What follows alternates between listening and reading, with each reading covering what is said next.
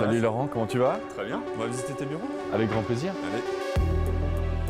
Vous êtes un vrai serial entrepreneur, vous avez fondé 4 entreprises dans différents domaines, coworking, CBD, la gestion d'un hôtel, mais vous avez aussi fondé Batmade, c'est du ménage à la demande, c'est le projet dont on va parler aujourd'hui. Andreas Schoenborg, première.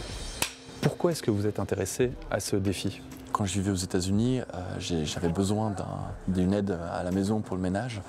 Et j'ai réservé sur handy.com, qui était le pionnier du ménage à domicile. Et en réservant ce service qui était absolument génial, je me suis dit en fait pourquoi pas développer ce business en Suisse lors de mon retour.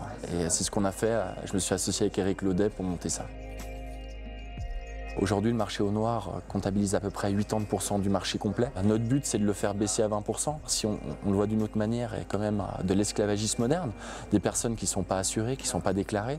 Et en fin de compte, si ces personnes-là ont un accident ou atteignent l'âge de la retraite, en fin de compte, il n'y a rien. Et c'est notre but de lutter contre ça. Ces sociétés qui utilisent les employés à la demande n'ont pas toujours bonne réputation. Comment est-ce que vous faites pour que les intervenants qui travaillent pour votre plateforme aient des garanties?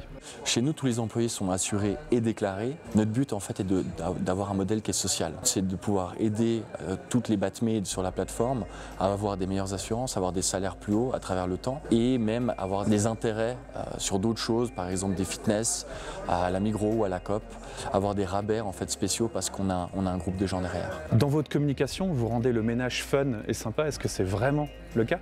C'est surtout une manière en fait de valoriser nos Batmade qui font un boulot qui est dur. Et notre but en fin de compte, c'est de remettre en fait à sa place ce métier qui est beau et où elles font un travail qui est fantastique. Entre ce que vous imaginez que ça serait une aventure entrepreneuriale et ce que ça a été et ce que ça sera pour vous, c'est quoi la différence? Je pense que c'est plus dur que ce que j'imaginais. Rien n'est facile dans la vie, je pense. Donc si on est prêt à faire le pas et d'essayer de monter la montagne impossible, il faut le faire. Vous dites qu'il faut donner du sens aux employés, mais est-ce qu'il faut aussi donner du sens aux clients? Je pense qu'il est important aujourd'hui de dire aux gens pourquoi on fait ce qu'on fait. On a un but social fort et on le dit le plus possible pendant nos campagnes marketing. Je pense qu'aujourd'hui, une entreprise qui ne dit pas ce qu'elle veut faire, les clients auront de la peine en fin de compte à se projeter dans ce service ou avec ce produit. Vous faites partie de cette génération qu'on appelle milléniale. Il y a beaucoup de clichés, il y a beaucoup de choses qui sont dites sur cette génération. Est-ce que vous pensez que vraiment c'est une génération qui est différente des précédentes? Elle est différente de la manière de travailler, de la manière de peut-être gérer ses relations privées et de la manière peut-être de consommer. Mais je pense d'une manière générale, la nouvelle génération veut une expérience et on veut en fin de compte comprendre le pourquoi d'une entreprise.